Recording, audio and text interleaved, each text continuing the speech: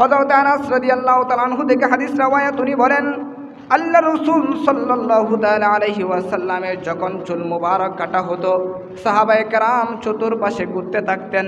বড় করে বলুন সুবহানাল্লাহ।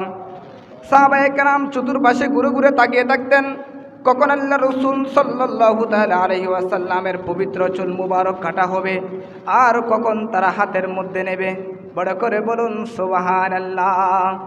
হযরত আনাস রাদিয়াল্লাহু তাআলা আনহু বলেন, আল্লাহ রাসূলের চুল মুবারক কাটার সাথে সাথে সাহাবায়ে কেরাম হাতের মধ্যে নিয়ে নিতেন, মাটির মধ্যে পড়তে দিতেন না। আন আনাসিন ক্বালা লাকাদ রাআইতু রাসূলুল্লাহি সাল্লাল্লাহু আলাইহি ওয়াসাল্লাম ওয়াল হাল্লাকু ইয়াহলিকুহু ওয়া তাওয়াফা বিহি আসহাবুহু ফামা ইউরিদুনা আন তাকা শা'রাতুন ইল্লা ফি ইয়াদি রাজুলিন। সাহাবায়ে কেরাম ওই চুল মুবারক হাতের মধ্যে নিয়ে নিতেন, ওই চুল মুবারককে চুম্বন করতেন, সম্মান করতেন। উচ্চ আওয়াজে বলুন সুবহানাল্লাহ।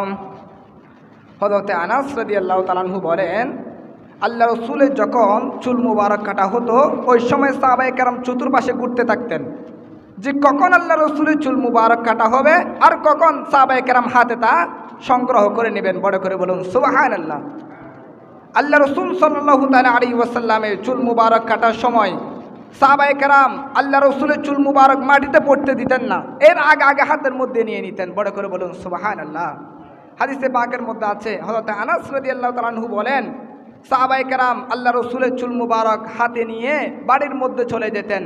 তারা বরকতের জন্য, আফত বিপদ থেকে বাঁচার জন্য, ঘরের কল্যাণের জন্য আল্লাহ রাসূলের চুল মুবারক ঘরের মধ্যে ইজ্জতের সহিত সংগ্রহ করে রাখতেন। বড় করে বলুন সুবহানাল্লাহ।